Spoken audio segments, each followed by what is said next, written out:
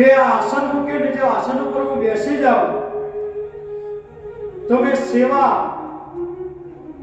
એમની પાસે કરાવી કહેવાય, પણ મારે તો એમની સેવા કરવાની છે, સેવા લેવાની નથી. અને ગ્રહણ ન કરું તો પણ એમને આપેલા આસનનો અનાદર થાય.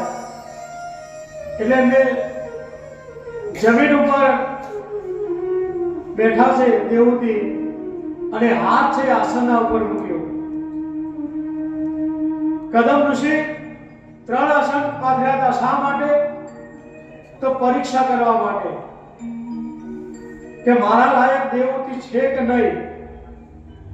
એટલે આસન ઉપર ન બેઠા એટલે સમજી ગયા કે ના, મારી આ સેવા પૂજા કરશે. કદમ રાજી થયા.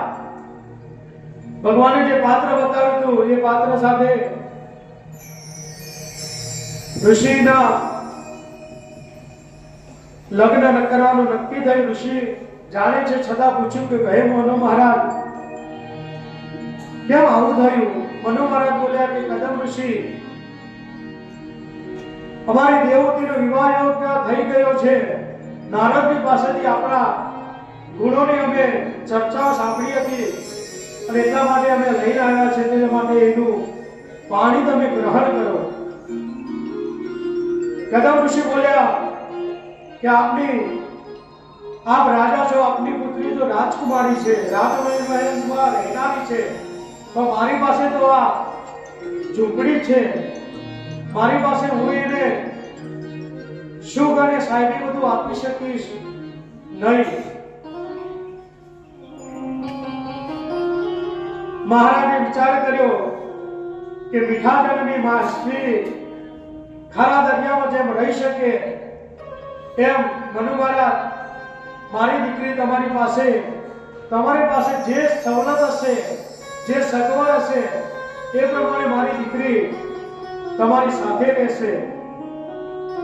કદમ બોલ્યા સારું, પણ બીજી એક વાત તમને કહું. તો કે શું?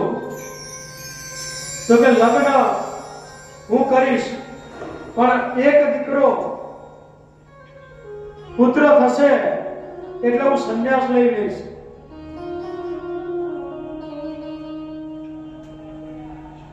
કેમ આવું કહ્યું? તો કદમ એવું કહે છે પાછળથી કદાચ હું સંન્યાસ લઈ લઉં અને પછી તમને એવું લાગે કે બાળકોને જન્મ આપ્યા પછી